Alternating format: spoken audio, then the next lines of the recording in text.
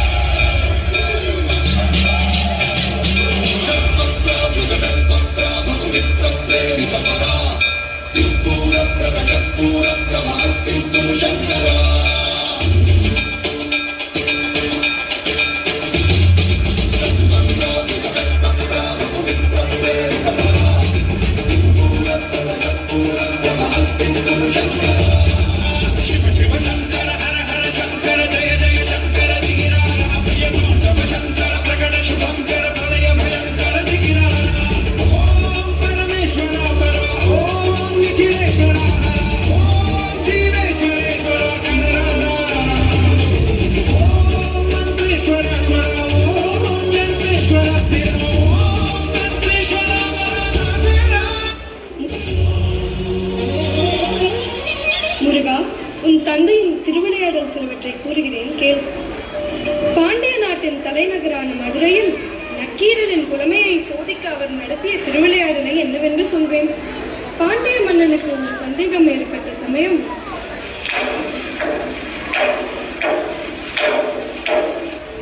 நாட்டு மக்களுக்கு ஒரு நற்செய்தி, நல்ல புலமை பெற்ற புலவருக்கு ஒரு நல்ல வாய்ப்பு. நமது மன்னன் செண்பக பாண்டியனுக்கு பெரும் பிரச்சனையில் பெருத்த சந்தேகம் ஏற்பட்டுள்ளது. அதனை உடனடியாக தீர்த்து வைப்பவருக்கு 1000 பொற்காசுகள் நன்கொடையாக வழங்கப்படும். சந்தேகத்தை தீர்த்து வைக்கும் திறமை உள்ளவர்கள் விவரத்தை கூறி அரசரிடம் பரிசை பெறலாம். இது அரச கட்டளை. தண்டோரா, பரிசு தொகை எவ்வளவு? 1000 பொற்காசுகள். ஐயோ, 1000 பார்த்திருக்கீங்களா? கேள்விப்பட்டதே இல்லையே. ஆமா, அரசருடைய சந்தேகம் தான் என்ன? அது என்னால் தீர்த்து வைக்க முடியுமா? உங்களுக்கு ஏதாவது விவரம் தெரியுமா? அது தெரிந்தால் அந்த பரிசு தொகையை நானே அடைந்து விடுவேனே. ஏண்டா சிரிப்பு? 1000 பொற்காசுகளை கண்டா சும்மா விட்டுருவீங்களா? அதான, அது தெரிந்தால் நீ ஏன் தண்டோரா போட்டுட்டு இருக்க? ஆமா, பரிசு தொகை எவ்வளவு? 1000 பொற்காசுகள். ஐயோ, நான் என்ன பண்ணுவேன்? யார்கிட்ட கேட்பேன்? சொக்கா,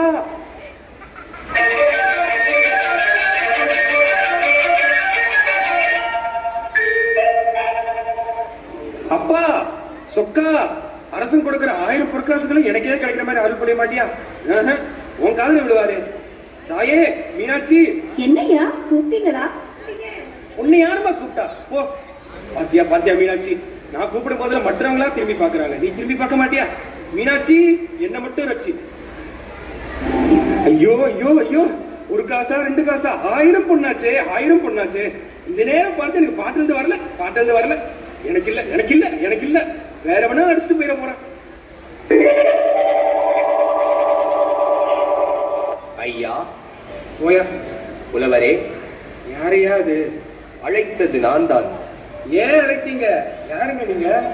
சொற்சுவை பொருட்சுவை அனைத்தும் கூட்டி சுந்தர தமிழே பாட்டி செய்து செந்தமிழ் கவி பாடும் புலவன் நான். நம்ம சாதியா? தண்டோரா போட்டதை நீங்களும் கேட்டாச்சா? என் வயிற்றுல அடிக்கிறதுனே வரீங்க. ஓ,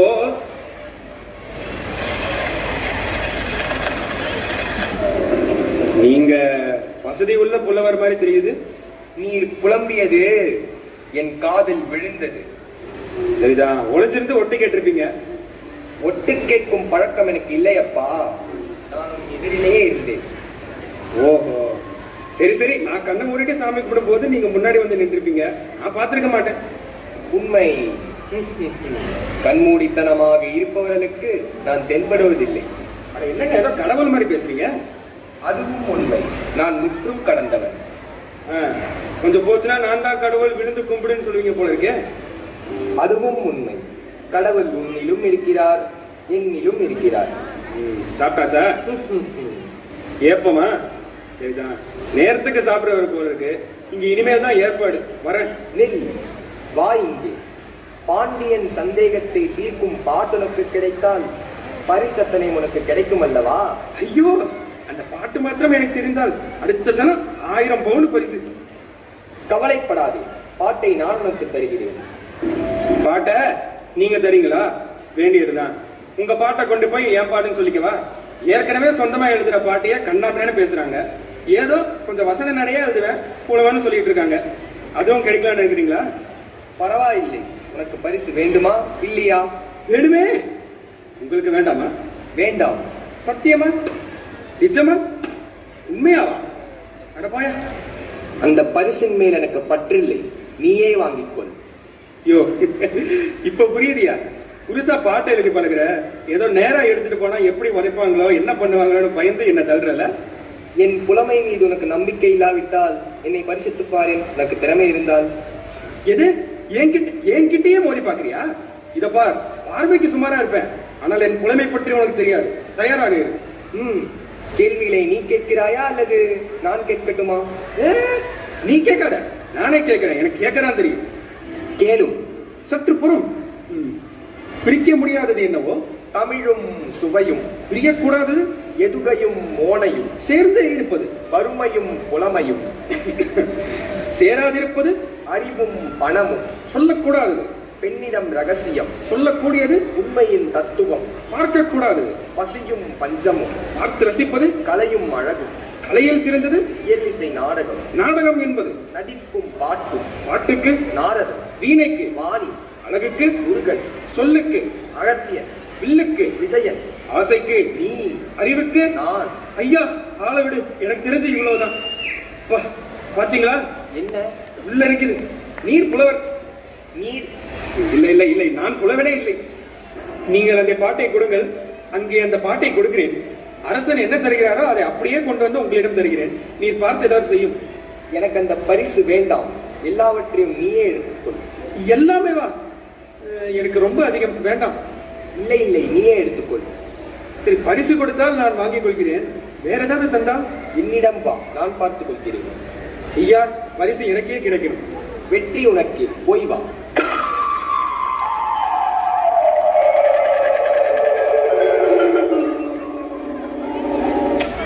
அமைச்சரே, என் மனதில் இருக்கும் சந்தேகத்தை நிவர்த்திக்கும் பாடலை எவரேனும் ஏற்றி தந்திருக்கிறார்களா?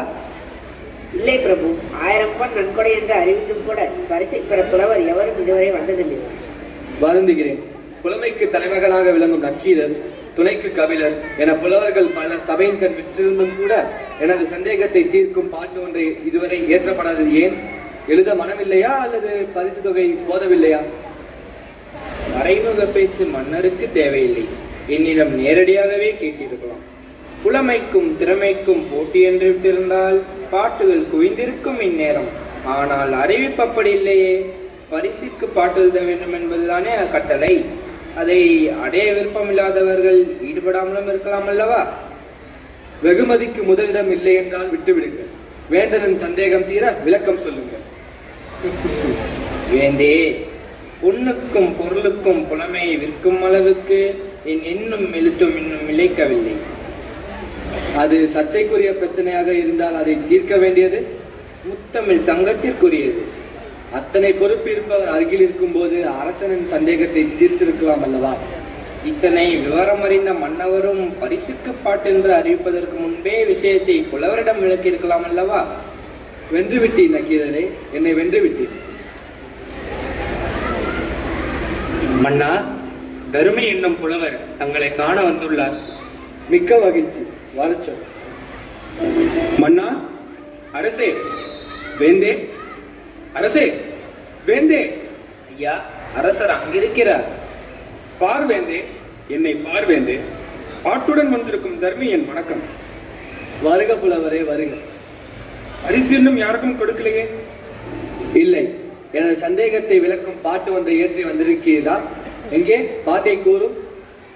நான் தான் ஏற்றி வந்திருக்கேன். படித்தே விடுகிறேன் மன்னா. கொங்குதேர் வாழ்க்கை அஞ்சிரை தும்பி காமம் செப்பாறு கண்டது மொழிமோ. கூப்பிட்டீங்களா? வரைய விட்டேன். பயிரியது கெளியே நட்பின் மயிரியல் செறியரிட்டு அறிவை கூந்தலின் நரியவும் உழவோ நீ அறியும் பூவே. அவ்வளவுதான். ஆஹா ஆஹா, அருமையான பாட்டு. என் ஐயா பாட்டை நீக்கும் அற்புதமான விளக்கம். தீர்ந்தது சந்தேகம். பரிசு போரும். அமைச்சரே, பரிசை எடுத்து வார். ஐயோ, 1000 பொண்ணு 1000 பொண்ணு சொக்கா, எதிர்பார்க்கலையே. இதோ 1000 பொற்காசுகள். போடும் போடும். அண்ணா, சற்று கூறுங்கள். புலவரே, இப்படி வருகிறீரா? வரமாட்டேன். பரிசை வாங்கி கொண்டு பிறகு வருகிறேன். என்ன அவசரம்? அதில் தான் பிரச்சனை இருக்கிறது. இப்படி வா. வந்தேன். என்னையா பிரச்சனை? இப்பாட்டை இயற்றியது நீர்தானே? பின்ன மண்டபத்துல வேற யாரோ எழுதிய பாட்டையா கொண்டு வந்திருக்கிறேன். என் பாட்டுதான், என் பாட்டுதான் ஐயா. அப்படியானால் அதற்கு விளக்கம் கூறி நீர் பரிசை பெற்று செல்லலாமே. அட போங்கப்பா, அரசருக்கே விளங்க விட்டது. இடையில் நீங்கள் என்ன? உமது பாட்டில் பிழை இருக்கிறது. எவ்வளவு பிழை இருக்கிறதோ அதற்கு தகுந்தபடி பரிசை குறைத்துக் கொள்ளுங்களேன். இல்லை அப்பா. நான் வருகிறேன். ஐயா, புலவரே, தருமி.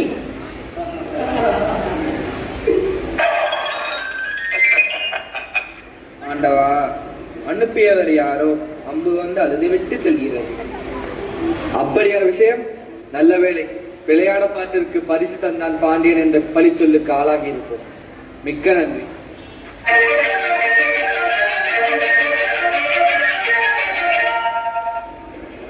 ஐயோ ஐயோ ஐயோ, யாரோ உதைக்கிற மாதிரி இருக்கிறதே. நான் இனி எப்படி பாட்டு எழுதுவேன்? நான் என்ன பாட்டு எழுதினாலும் எப்பா இது உன்னுடையதானா இல்ல வேற யாராதான்னு கேட்பாங்களே, அவமானமா போச்சு. ஐயோ, இப்படி தனியா புலம்புற மாதிரி கொண்டு வந்து விட்டானே. எப்பா புலவா, கூப்பிடக்கூடாது கூப்பிடக்கூடாது கூப்பிடக்கூடாது. ஏன் ஏன் எதுக்கு கூப்பிடணும்? அவன் இல்லை, வரமாட்டான், நம்பாதே. போட போட.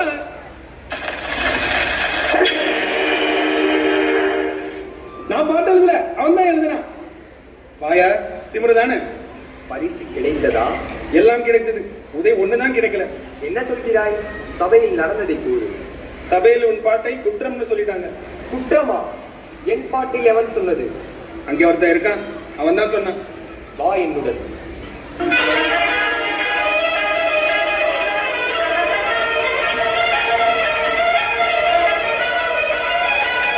இப்புலவன் கொண்டு வந்த பாட்டுக்கு குற்றம் சொன்னவன் எவன்? அவன் இவன் என்ற ஏகவசனம் வேண்டாம். அவை அடக்கத்துடன் கேட்டால் அதற்கு தக்க பதில் கூறுவார். அப்படியானால் இங்கு மன்னரை விட மற்றவர்களுக்கு அதிகாரமோ? இருக்கட்டும். தருமி கொண்டு வந்த பாட்டில் தவறு கண்டீர்களோ? ஆமாம், பிழையுள்ள பாட்டுக்கு பரிசில்லை என்று கூறியவன் நான் தான். யார் இந்த கிழவன்? முத்தமிழ் சங்கத்தின் தலைமகன் நக்கீரன். கீரனா? தமிழ் சங்கத்தின் தலைவன் என்ற ஆணவத்தில் தான் பாட்டிலே குறை கண்டீரோ? என்ன குற்றம் கண்டீர்? முதற்கண் பாட்டை ஏற்றியது யாம் யாம் ஏற்றினோம். எழுதிய நீர் வராமல் இன்னொருவரிடம் கொடுத்தனுப்பியதற்கு காரணம்? அது நடந்து முடிந்த கதை. தொடங்கிய பிரச்சனைக்கு வாரும். புலவருக்கு முதலில் பொய்யுரை தேவையில்லை, அதை தாம் புரிந்து கொள்ள வேண்டும். புரிந்தது, புரியாதது, தெரிந்தது, தெரியாதது, பிறந்தது, பிறவாதது அனைத்தும் அறிவோம். அது பற்றி உமது அறிவுரை தேவையில்லை. எல்லாம் எனக்கு தெரியும். எல்லாம் தெரிந்துவிட்டால் எழுதும் பாட்டிலே பிழை இருக்காதே என்று அர்த்தமா? அது பற்றி யாம் குற்றம் கூறக்கூடாதா? கீரன் என் பாட்டிலே குற்றம் கூறுகிறாராம். கூறும் கூறும் கூறிப்பால். நக்கீரரே, எமது பாட்டிலே எங்கு குற்றம் கண்டீர்? சொற்சுவையிலா அல்லது பொருட்சுவையிலா? சொல்லில் குற்றம் இல்லை, இருந்தாலும் அது மன்னிக்கப்படலாம். பொருளில் தான் குற்றம் இருக்கிறது. என்ன குற்றம்? எங்கே அந்த செய்தியின் உட்கருத்து கூறும்? புரியவில்லையா? பெண்களுக்கு இயற்கையிலே கூந்தலில் மனம் உண்டு என்பதுதான். ஒரு காலம் இருக்க முடியாது. வாசனாதி திரவியங்களை பூசிக்கொள்வதாலும் மலர்களை சூடிக்கொள்வதாலும் தான் பெண்ணின் கூந்தலுக்கு மனம் இருக்க முடியுமே தவிர பிறப்பிலிருந்தே வெறும் கூந்தலுக்கு இயற்கையில் மனம் உண்டு என்பதை ஒரு காலம் ஒப்புக்கொள்ள முடியாது. தேவலோக பெண்களுக்கு கூட இயற்கையில் மனம் கிடையாததோ? 14 லோகங்களில் உள்ள பெண்களுக்கும் அப்படிதான். ஏன், ஈசனுக்கு இடப்பக்கம் அமர்ந்திருக்கும் அன்னை உமையவளுக்கும் அதேதான். உண்மையாக? உண்மையாக. நிச்சயமாக? நிச்சயமாக. நக்கீரா, நன்றாக என்னை பார். நான் எழுதிய பாட்டு குற்றமா? ஆண்டவா, புலவரே, நீரே முக்கண் முதல் நாயனம் ஆகுக. உமது நெற்றியில் ஒரு கண் காட்டிய போதிலும் உமது உடம்பெல்லாம் கண்ணாக்கி சுட்ட போதிலும் குற்றம் குற்றமே. நெற்றி கண் திறப்பினும் குற்றம் குற்றமே. அங்கம் புழுதிபட அறிவாளில் நெய் பூசி பங்கம் படதிரண்டு கால் பரப்பி சங்கித்தனை கீர் கீரனக்கும் நக்கீரனோ? என் கவியை யாரெங்கு சொல்லத்தக்கவன்? சங்கருப்பது எங்கள் குலம், சங்கரனார்க்கு ஏது குலம்? சங்கை அறிந்துண்டு வாழ்வோம், அரணே உன் போல் இறந்துண்டு வாழ்வதில்லை. நக்கீரா!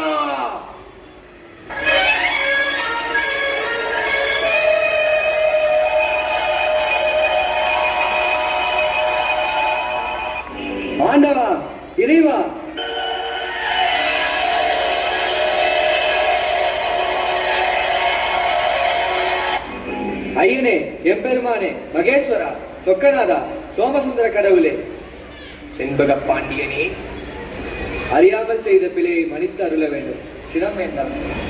பாண்டிய மன்னா, சினமில்லை. எமது விளையாட்டுகளில் இதுவும் ஒன்று. தலைமையான புலவரை தமிழ் சங்கத்திற்கு தந்து அருள வேண்டும். ஆண்டவா, இறைவா, எம்பெருமானே, ஐயனே, இச்சிறியவனை மணியுங்கள் தவறியிருந்தால். நக்கீரனே, நின் தமிழோடு விளையாடவே யாம் வந்தோம். வந்திருப்பது இறைவன் என்று அறிந்தும் நெற்றிக்கண்ணை திறப்பினும் குற்றம் குற்றமே என்று வாதாடிய நின் தமிழ் திறமைக்கு எம் வாழ்த்துக்கள். வாழ்க நின் தமிழ் தொண்டு.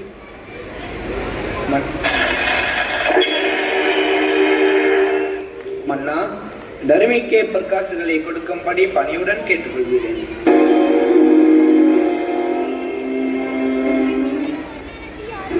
எப்படியெல்லாம் நாடகம் ஆடினார் பார்த்தாயா? இடையில் நக்கீரரிடம் புலமையில் விளையாட்டு வேறு. அம்மா, இப்படியெல்லாம் உன் வகையில் நடந்திருந்தால்? இப்படி கடுமையான சோதனையில் ஆளாக்குவதில் அவருக்கு என்ன பயன்? பயனை பிறருக்கு கொடுப்பதற்கு முன் அவரை பரிசித்து பார்ப்பது பரமனுக்கு வழக்கம். அப்பாவின் சோதனைகளை பக்தர்களும் நிறுத்தக்கூடாதா? என்னிடமும் காட்ட வேண்டுமா? சமயத்தில் உன் தந்தை என்னையே படாது பாடுபடுத்தி இருக்கிறார். ஒரு சமயம் தட்சனுக்கு நான் மகளாக பிறந்து வளர்ந்து வரும் வேளையில் உன் தந்தை எவருக்கும் தெரியாமல் என்னை சிறையெடுத்து சென்று திருமணம் செய்து கொண்டார். அன்றைய தினத்திலிருந்து உன் தந்தையும் தட்சனும் விரோதியாகிவிட்டார்கள். அதன் பிறகு தட்சன் ஒரு யாகத்தை தொடங்கினான். அந்த சமயம் சுவாமி, அடியாள் வேண்டுகோளுக்கு தாங்கள் சினத்தை விடுத்து என் விண்ணப்பத்திற்கு செவிசாய்க்க வேண்டும். தாட்சாய், அனைத்தும் உணர்ந்தபடி ஆத்திரப்படும்படி ஏதும் கேட்க மாட்டாய் என்பது எனக்கு தெரியும். விஷயத்தை சொல். பிள்ளைகள் வளர்ந்து ஆளாகிவிட்டாலும் பெற்றோர்களுக்கு கட்டுப்பட்டவர்கள் தானே? ஆண் பிள்ளைகளாக இருந்தால் அந்திய காலம் வரை பெற்றோர்களுக்கு கட்டுப்பட்டவர்கள். பெண்ணாக பிறந்து விட்டால் மற்றொருவனுக்கு மாலையிட்டு விட்டால் கணவனுக்கு தான் கட்டுப்பட்டவன். மற்றொருவருக்கு மாலையிட்ட பின் பெற்றவர்களை அந்த பெண் மறந்துவிட வேண்டியதுதானா? சுற்றி வளைத்து நீ எங்கு வருகிறாய் என்று எனக்கு புரிகிறது. சுருக்கமாக சொல். என் தந்தை தட்சன் நடத்தும் யாகத்திற்கு சென்று வர வேண்டும் என்று மனதில் தோன்றுகிறது. உத்தரவு கொடுப்பீர்களா? தாட்சாயணி, சுவாமி, என்னை அவமானப்படுத்த வேண்டும் என்பதற்காகவே எனக்கு அழைப்பு விடுக்காமல் யாகத்தை தொடங்கினான் தட்சன். யாகத்திற்கு தர வேண்டிய அவிர்வாகத்தை தரவில்லை. அப்படிப்பட்ட கொடியவன் நடத்தும் யாகத்திற்கு நீ செல்வதா? சுவாமி, அவர் அழைக்க மறுத்ததையும் அவிர்வாகம் கொடுக்காமல் இருப்பதையும் குற்றம் என்று சுட்டிக்காட்டி உங்களையும் வரவேற்று யாகத்தையும் முடியுங்கள் என்று அறிவுரை கூறத்தான் போகிறேன். அறிவு தட்சனுக்கு ஏராளம், அதைவிட ஆணவம் ஏராளம் ஏராளம். அந்த ஆணவத்தை அகற்றி நல்லறிவு புகட்டதான் போகிறேன். உன்னால் முடியாது. ஏன் முடியாது? பேதையே, அவமானப்பட்டு திரும்ப போகிறாய். இல்லை, என் தந்தை ஈசனுக்கு விரோதி இல்லை என்ற அளவுக்கு அவர் மனதை மாற்றிவிட்டு வெற்றியுடன் திரும்பி வருகிறேன். தாட்சாயணி, பாசம் என்னை தூண்டுகிறது. வளர்த்த கொடுமை என் நெஞ்சத்தை வாட்டுகிறது. போவது உங்களுக்கு பிடிக்கவில்லை, போகாமல் இருக்க என்னால் முடியவில்லை. ஐயனே, பிறந்த வீட்டிற்கும் புகுந்த இடத்திற்கும் விரோதம் ஏற்பட்ட பிறகும் பெண்ணாக பிறந்தவள் இருப்பதை விட இருப்பதே மேல். விதி உன்னிடம் விளையாடுகிறது. சரி, போ. சுவாமி, போய் வா என்று சொல்லுங்களேன். போ. கடைசி குடிமகனிலிருந்து உலகை காக்கும் ஈசன் குடும்பம் வரை பெண்ணாக பிறப்பது பெரும் தவறு என்று நன்றாக புரிந்துவிட்டது. வருகிறேன்.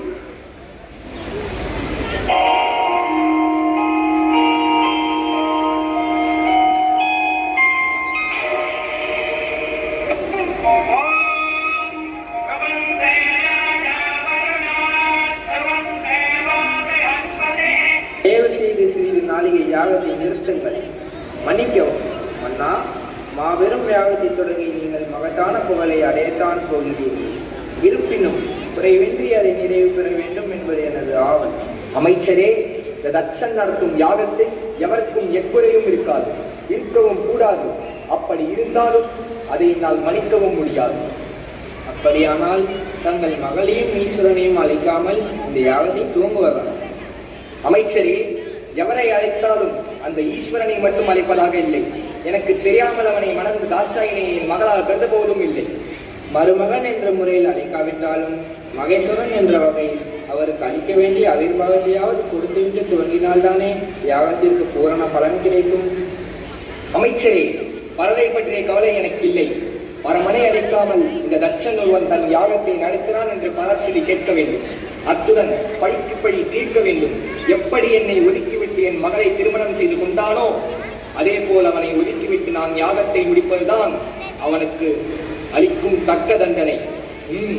நடத்துங்கள். நிறுத்துங்கள் யாகத்தை. யாரது?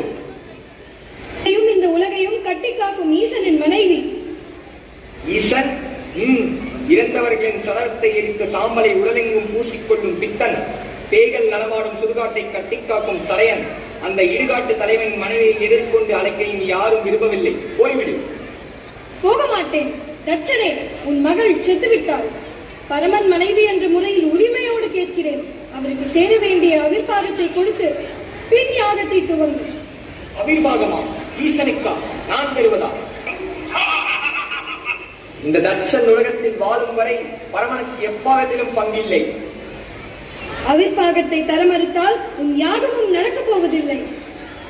தாட்சாயினி! சீ, மதி கெட்டவனே, என் பெயர் சொல்லி அழைக்க உனக்கு எந்த உரிமையும் இல்லை. நான் உனக்கு மகளும் அல்ல, நீ எனக்கு தந்தையும் அல்ல. உன் யாகம் அழியட்டும், உன் ஆணவம் ஒழியட்டும். ஆண்டவனையும் மதிக்க தவறியவர்களுக்கு உன் சரித்திரம் ஒரு பாடமாக அமையட்டும். உன் அறிவு, நீ பெற்ற வரங்கள் அனைத்தும் தொலைந்து போகட்டும். உன் அகந்தைக்கு தக்க தண்டனை கிடைக்கட்டும். தக்க தண்டனை கிடைக்கட்டும். தக்க தண்டனை கிடைக்கட்டும். சுவாமி, இறைவா, பிரபு, பரம்பொருளே. எங்கு வந்தார்? எதற்காக வந்தார்? எந்த முகத்தோடு என்னை பார்க்க வந்தார்? ஐயனே, என்னை மன்னித்து விடுங்கள். பெண் புத்தி என்ற சொல்லுக்கு இலக்கணம் கண்டுவிட்டேன். பாசத்திற்காக சென்று பலனை அனுபவித்து விட்டேன். போதும், நான் பட்டது. அனைத்தையும் மறந்து அடியாலை ஏற்றுக்கொள்ளுங்கள். என் சொல்லை மீறி என் வாய்ப்படியை கடந்த போதே என் மனைவி இறந்து விட்டார். என்னை பொறுத்தவரை தவறை உணர்ந்து விட்டேன். என்னை மன்னித்து விட்டேன் என்று ஒரு வார்த்தை சொல்லுங்கள். மனதால், மாற்றால், காயத்தால், முற்றாலும் உனக்கு மன்னிப்பே கிடையாது. போக மாட்டேன். உயிரை விட்டாலும் உங்கள் திருவடிகளில் விழுவேனே தவிர உங்களை ஒரு கணமும் என்னால் பிரிந்து இருக்க முடியாது. இதற்கு தக்க தண்டனை நீ என்னை பிரிந்திருக்க வேண்டியதுதான். தவறு செய்வது மனித இனம், மன்னிப்பது தெய்வீக குணம் என்று உலகிற்கே உபதேசம் செய்த தாங்களா இப்படி பேசுகிறீர்கள்? உன் துணை நீ எனக்கு தேவையில்லை. உலகிற்கு நானே தனித்து இயங்கிக் கொள்வோம். உறுதியாகத்தான் சொல்கிறீர்களா? இறுதியாகவும் சொல்கிறேன். என்னை பார்த்து இன்னொரு முறை சொல்லுங்கள். உன் முகத்தை பார்க்கவும் தயாராக இல்லை. ஈசனே, என் துணையின்றி உம்மால் ஒரு காலமும் தனித்து இயங்க முடியாது என்பதை நன்றாக நினைவில் வைத்துக் கொள்ளும். சக்தி ஆணவத்தால் அழியாது. சர்வம் சிவமயம். சப்த ரிஷிகள், பூதகணங்கள் மற்றும் உங்கள் சகாக்கள் அனைத்தையும் அழைத்து கேளுங்கள். சக்தி இல்லையேல் சிவம் இல்லை என்று தக்க பதில் கூறுவார்கள். சிவம்தான் உலகில் சிறந்தது. இல்லை, சக்தி தான் உலகில் உயர்ந்தவள். சிவம் இல்லையே சக்தி இல்லை. சக்தி இல்லையே சிவம் இல்லை. சிவம்தான் பெரியது. சக்தி தான் பெரியது. ஆணுக்கு பெண் அறிவு. அந்த ஆணையும் பெற்றுத் தருவது பெண்மை. நீ இன்றி நான் உண்டு. நான் இன்று நீர் இல்லை.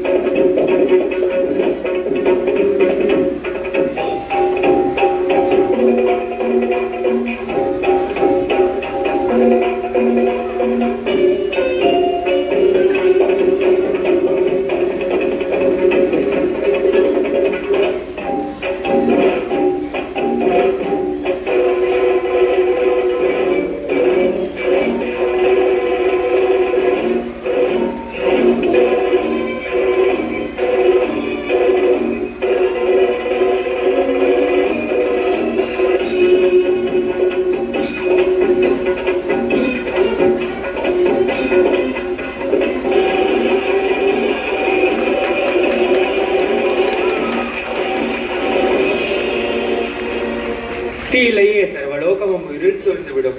இது தாங்கள் அறியாததா? அமைதி பெறுங்கள் சுவாமி. பரமனே, அறிந்தும் அறியாமல் போல் எதற்கு இந்த நாடகம் ஆடினீர்கள்? சக்தி இல்லையே சிவம் இல்லை, சிவம் இல்லையே சக்தி இல்லை. இருவரும் சேர்ந்து இருப்பது தானே உலகம். சினம் தணிந்த உமையவளை உயிர் பெற செய்யுங்கள். சிவசக்தி தமையினராய் காட்சி தாருங்கள். சக்தி,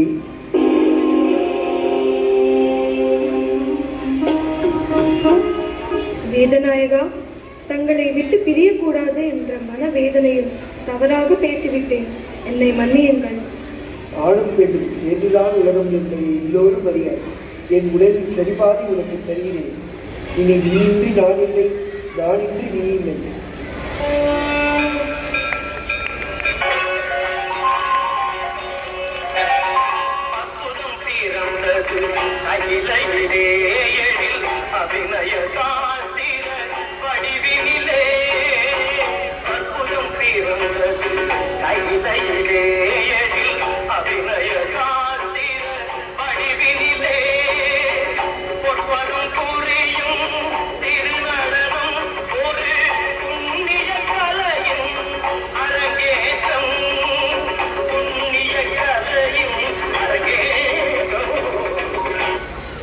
கேட்டாயா?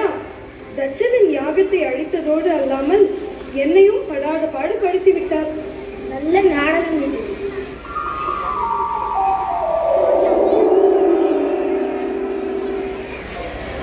இப்படியெல்லாம் வேடிக்கையாக விளையாடுவதுதான் அவரின் திருவிளையாடல்.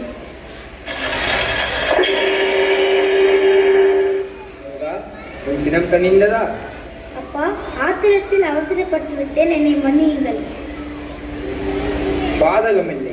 பலத்தின் காரணமாக இங்கு வந்து நின்றதால் இன்று முதல் இந்த இடம் பலம் நீ என்று உன் பெயரிலேயே ஒரு புண்ணிய தலமாக விளங்கட்டும். அத்துடன் மட்டுமல்லாமல் நீ கோபமாக குன்றின் மேல் வந்து நின்றதால் இன்று முதல் குன்றிருக்கும் இடமெல்லாம் குமரன் இருக்கும் இடமாக உலகத்தோர் வழிபடட்டும். நல்லருள் புரியுங்கள். நலமடைவாயாக. மகாதேவா, முருகா, நீ இப்போது அம்மையப்பனோட காட்சி தருவது மனதுக்கு எவ்வளோ சந்தோஷமாக இருக்கிறது. இதை விடுத்து தனியாக நின்றாயே. தமிழ் மூதாட்டியே, தரணி எல்லாம் மொழிக்கு தனிப்பெரும் தொண்டு செய்த தன்னலமற்ற தாயே, வாழ்க தொண்டு. தேவா, திருவிளையாடலின் மகிமையே மகிமை. ஓம் நமச்சிவாய. நமோ நம நமோ நம நமோ நம சிவாய.